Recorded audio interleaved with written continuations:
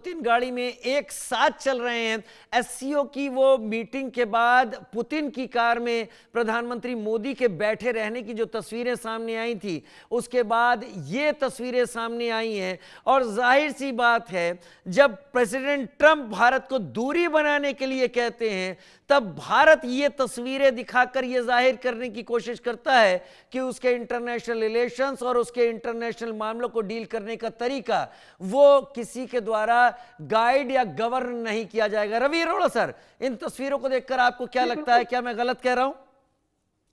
बिल्कुल आप सही कह रहे हैं। और मैं इन तस्वीरों में ये देख रहा हूं कि भारत और रूस एक गाड़ी में आगे बढ़ रहे हैं, एक साथ आगे बढ़ रहे हैं। ये व्लादिमीर पुतिन और नरेंद्र मोदी जी नहीं है, ये दो देश एक साथ आगे बढ़ रहे हैं। और मुझे लगता है आज की रात नींद नहीं आएगी डोनाल्ड ट्रंप को, क्योंकि जिस प्रकार से 40 लाख दबाव बनाने की कोशिश की, जिस प्रकार से लगातार कोशिश करते रहे कि हम तेल ना खरीदे रशिया से, हम हथियार ना ले रूस से, तो मुझे लगता है हमें बहुत चीप रेट पर बहुत ही बढ़िया मिलने जा रही है। और सबसे बड़ी बात यह है कि दोनों ही देशों को आगे बढ़ना है, क्योंकि हमें ऊर्जा की जरूरत है, हमें डिफेंस सेक्टर को मजबूत करना है। वही रूस को भी अपनी इकोनॉमी को स्ट्रॉन्ग करना है, क्योंकि हालात बहुत खराब चल रहे हैं। क्योंकि यूक्रेन के साथ जंग को 4 साल बीत चुके हैं, और खासकर जिस प्रकार से अमेरिका हर जगह काम डाल रहा है, तो कहीं ना कहीं उनके लिए भी प्रॉब्लम है। मुझे लगता है दोनों देश आगे बढ़ रहे हैं, और ये पैसेज पूरे यूरोपियन कंट्रीज के पास जा रहा है, और वो देख रहे हैं। मुझे लगता है ये सिर्फ मैसेज वही नहीं जा रहा, पाकिस्तान भी समझ रहा होगा, चाइना को भी समझ आ चुका होगा। और ये भारत के लिए बहुत अच्छा वक्त है, स्वर्णिम काल मैं इसे कहूंगा, क्योंकि ये 2 दिन इसके बाद जो साझा घोषणा पत्र दुनिया के सामने आएगा, उसमें बहुत कुछ साफ हो जाएगा कि अब, क्योंकि प्रधानमंत्री नरेंद्र मोदी कभी किसी के आगे नहीं झुकते, यह बात अमेरिका भी जानता है, डोनाल्ड ट्रंप भी क्लियर कहते हैं। ऐसे में कहीं ना कहीं बिना झुके आगे बढ़ते हुए जिस प्रकार की तस्वीरें मैं देख रहा हूँ, मैं समझता हूँ हर हिंदुस्तानी को आज गर्व हो रहा होगा, हर रशियन को गर्व हो रहा होगा। वही यूरोपीय देशों की नींद उठ जाएगी, क्योंकि जिस प्रकार से ऐसी तस्वीरें जब आएगी, उसके बाद डोनाल्ड ट्रंप काफी आक्रामक नजर आएंगे।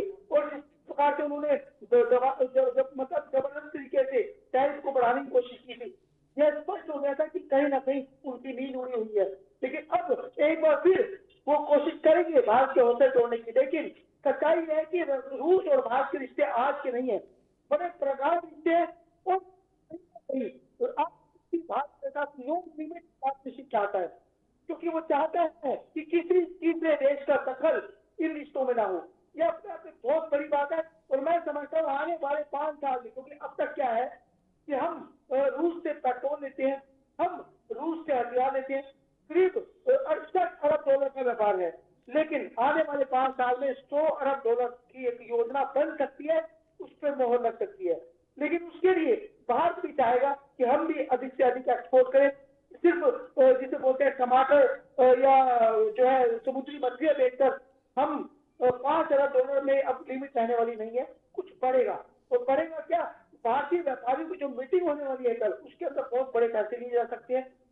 हथियार तो हम खरीदेंगे, S-400 भी लेंगे, S-500 तो भी बात हो सकती है।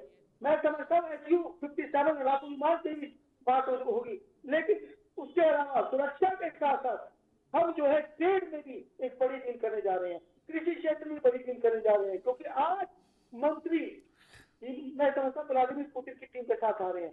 ये अपने आप में बहुत बड़ी बात है, बहुत बड़ा मैसेज है पूरे यूरोपीय कंट्रीज के साथ सामने, और खासकर अमेरिका के लिए, कि भारत झुकने वाला नहीं है। भारत के पास आपने बाजार बंद कर दिया, आपने टैरिफ लगा दिया, लेकिन भारत के पास और भी बाजार है। दूसरी बात, सुरक्षा मामले में हम अमेरिका से ज्यादा रशिया पे भरोसा कर सकते हैं, क्योंकि जब हम किसी मुल्क से हथियार खरीदते हैं तो हमें उसके साथ 50 साल बॉन्डिंग में रहना पड़ता है, हमें स्पेयर पार्ट की जरूरत पड़ती है, हमें दूसरी चीजों की जरूरत पड़ती है। लेकिन हम रूस पर ज्यादा भरोसा कर सकते हैं बजाय अमेरिका के, क्योंकि अमेरिका जो है कहीं ना कहीं अपने दबाव में, अपने प्रेशर में मुल्कों को रखता है। और यह बात स्पष्ट हो चुकी है कि अब भारत झुकता था ना झुकेगा। और खासकर नरेंद्र मोदी सरकार इस बात को हर बार, जब ऑपरेशन सिंदूर के दौरान भी जिस प्रकार से डोनाल्ड ट्रंप लगातार कहते रहे कि ये युद्ध मैंने रुकवाया है, हर बड़े मंच पर मोदी सरकार ने विरोध किया, स्पष्ट किया कि हमने अपने दम पर, क्योंकि जिस पाकिस्तान का फोन आया उसके बाद मानवीयता को देखते हुए हमने इसको खत्म किया था। लेकिन आज मैं जो ये तस्वीरें देख रहा हूँ, मुझे लगता है ये तस्वीरें हर भारतीय के लिए, हर रशियन के लिए बहुत गौरवान्वित करने वाली है। और खासकर अमेरिका को एक बड़ा मैसेज आ रहा है कि अब कहीं ना कहीं जियो पॉलिटिक्स में एक बड़ा बदलाव देखने को मिलेगा। अब दोनों की महत्वता को भी कम होना पड़ेगा, क्योंकि अब भारत और रूस से एक साथ चल रहे हैं।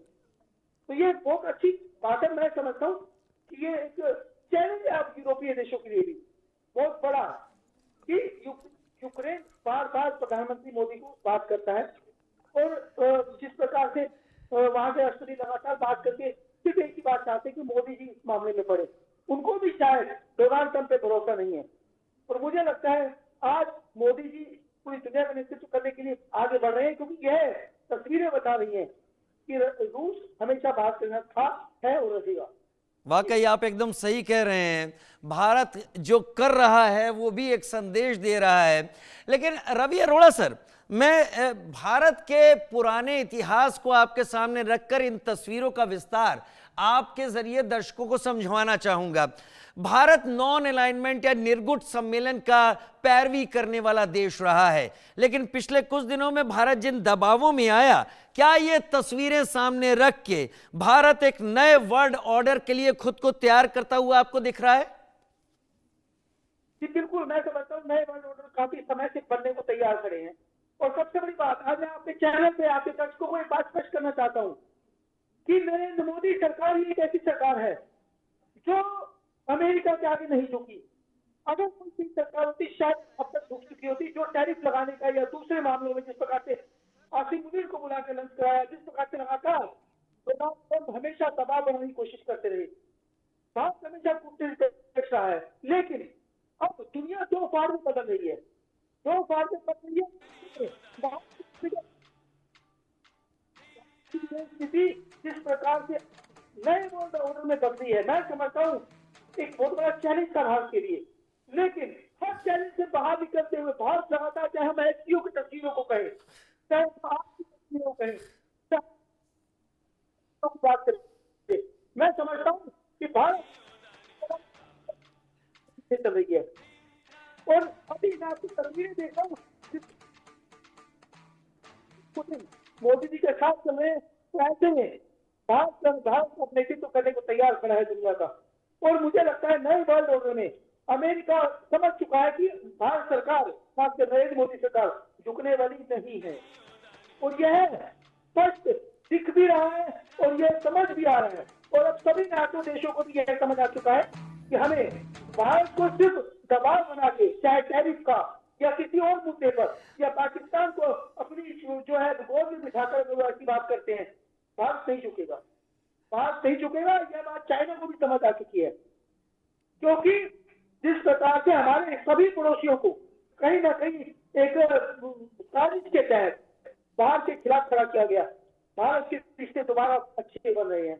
आज भारत के रिश्ते अफगानिस्तान से अच्छे बन रहे हैं, और इस मीटिंग में अफगानिस्तान की भी बात होने वाली है। मतलब साफ है कि अब भारत एक नई दिशा की तरफ है। धर्मवीर सर को भी मैं इन्वॉल्व कर लेता हूं। सर, धर्मवीर सर भी इंतजार करें। धर्मवीर सर, प्रोटोकॉल क्या होता है जब ऐसा कोई डिग्निटरी आता है? एक एक कदम क्या होता है? क्योंकि मेरा मानना है कि जब समझौते होते हैं तो उसमें इफ बट का भी बहुत बड़ा महत्व होता है, उस पर भी चर्चा होती है। तो कैसे, कहां जाना है व्लादिमीर पुतिन को, कैसे जाना है, उनकी सिक्योरिटी है, वो स्टेप्स क्या, प्रोटोकॉल क्या होता है सर? तब प्रोटोकॉल में तो प्रधानमंत्री नहीं जाएंगे एयरपोर्ट पर रिसीव करने। उनका जो भी एमिसरीज हैं, चाहे फॉरेन मिनिस्टर हैं या ब्यूरोक्रेसी में, वो रिसीव करते हैं। उसके बाद जब एक फॉर्मल रिसेप्शन होता है, वीआईपी रिसेप्शन, तब मिलते हैं प्रधानमंत्री। तो इस प्रोटोकॉल को वायलेट करके आना, ये पहला ही एक संकेत है कि यहाँ सब फॉर्मेलिटीज पीछे हैं। हमारी मित्रता, हमारे संबंध, हमारे जुड़े हुए इंटरेस्ट, शेयर्ड इंटरेस्ट, वो सब आज हम दोनों के लिए है। वही प्रोटोकॉल है, उसके अलावा कोई प्रोटोकॉल नहीं है। हाँ, जहाँ तक सिक्योरिटी का सवाल है, वो रशियन प्रेसिडेंट की सिक्योरिटी जो है वो उनकी अपनी टेक्नोलॉजी के मुताबिक है, चाहे उनका एयरक्राफ्ट है, चाहे उनके स्पेशल जो भी यहाँ व्हीकल आए हैं। आज जिक्र हो रहा था दिन में भी कि वो एम्फीबियस है उनका व्हीकल। तो रशिया ने पहली बार 1967 में एम्फीबियस टेक्नोलॉजी सामने लाके टैंक बनाए थे। तो आज भी कोई अचंभे वाली बात नहीं कि उनकी गाड़ी भी वो सब फीचर्स लेके चलती है। और रूस के लिए, वर्ल्ड स्टेबिलिटी के लिए, दोनों हमारे प्रधानमंत्री जी रूस के प्रेसिडेंट की सिक्योरिटी हम लोगों के लिए एक चरम इम्पोर्टेंस रखती हैं। और प्रोटोकॉल छोड़ के आना ये एक सबसे बड़ा संकेत है, और इनका आज आना यहाँ एक सबसे बड़ा संकेत है। रूस जिस क्राइसिस में है, जिस तरह की वहाँ रोज वेस्टर्न यूरोप पूरी सपोर्ट कर रहा है यूक्रेन को, अमेरिका आज फिर पैसे कमा रहा है अपने हथियार यूक्रेन के दे के, जिसको यूरोपियन यूनियन ने पे करना है। तो आज सामने एक बिल्कुल साफ है मामला, दुनिया किस तरफ जा रही है।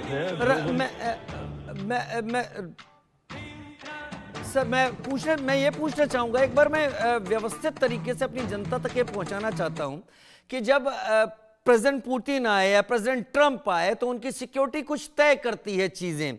एससीओ समिट के बारे में जैसा मैं बात कर रहा था कि एससीओ की तस्वीरें याद आ जाती हैं इस तस्वीर से जो इस वक्त हम देख रहे हैं, प्राइम मिनिस्टर मोदी और व्लादिमीर पुतिन एक गाड़ी में, और दोनों के हाथों की जो भाव भंगिमाएं दिख रही हैं कि आपस में बात भी कर रहे हैं वो दोनों। तो प्रोटोकॉल क्या होता है, कौन तय करता है कि इन्हें साथ जाना है, कौन तय करता है कि ये अकेले जाएंगे? क्या इसके ऊपर भी बहुत बड़ी बात होती है कि साथ में दोनों के दोनों एक गाड़ी में बैठेंगे?